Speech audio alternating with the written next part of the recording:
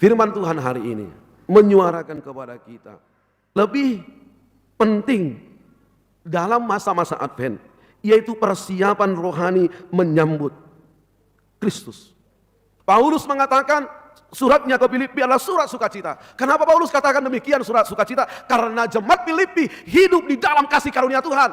Karena jemaat Filipi mau membantu pelayanan Paulus. Karena jemaat Filipi mulai menjadi berkat. Walaupun jemaat kecil, tidak seperti jemaat Korintus, jemaat besar tapi tidak pernah menjadi berkat. Maka lewat firman Tuhan hari ini, apa persiapan rohani kita menyambut kedatangan Yesus Kristus? Yang pertama dikatakan lewat firman Tuhan hari ini, bersyukurlah. Bersyukur itu baik untuk kesehatan jiwa. Bersyukur itu baik untuk kesehatan emosional. Bersyukur itu baik untuk tubuh. Dan bersyukur itu baik biar awet muda. Kalau tidak sesuai harapan Inang dengan suami, bersyukurlah. Kalau Inang tidak bersyukur, hato mainang lau mau tunadi molo lau ma Inang tunadi surugui, apa yang terjadi? Bisa Inang pastikan tak kawin? Tak bisa. Lalu yang kau kumpulkan itu akan orang lain menikmatinya. Bersyukurlah. Bagaimanapun kehidupanmu, bersyukurlah. Bersyukur mengeluarkan energi positif dari tubuh dan pikiran kita, sehingga kita berpikir positif dalam hidup ini. Saya bersyukur Amang Inang, seluruh panitia pesta ulang tahun gereja kita ke-70 tahun, pesta Gotilon dan tahun kesehatan. Saya bersyukur Amang Inang buat Amang Inang, karena saya melihat kepedulian Amang Inang untuk membantu pesta itu. Bayangkan Amang Inang, semua laki draw yang mewah, luar biasa.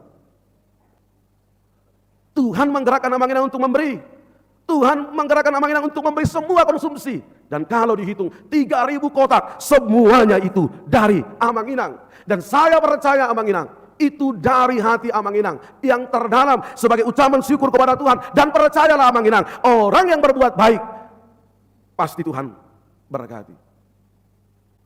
Lagi hidup saya tertarik dengan lagu Batak. Moro sirua kacang-kacang dona tubuh, moro sirua garong-garong dona tubuh, moro sirua narenggan donaro, moro sirua narwa donaro. Percayalah, kalau kita melakukan yang terbaik, pasti kita akan terima yang terbaik. Dan kalau kita melakukan yang jahat, pasti kita akan terima yang jahat.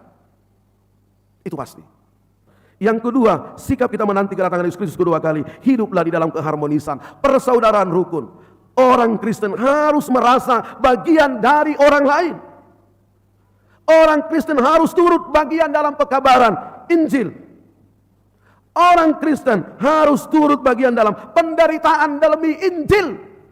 Jemaat Tuhan di Pekanbaru ini harus sama-sama bersuka cita dan harus sama-sama menangis. Ini kebersamaan.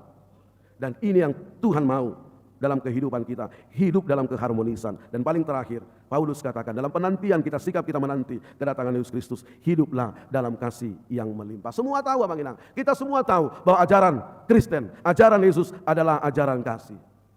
Amang Inang, kita harus senantiasa meminta kepada Tuhan tentang hikmat hidup di dalam kasih. Karena lewat kasih mampu menarik orang lain kepada Kristus dan menjadikan Kristus sebagai sentris, menjadikan Kristus sebagai pusat. Bukan diri kita, tapi Kristus menjadi pusat, dipuji dan dimuliakan oleh orang.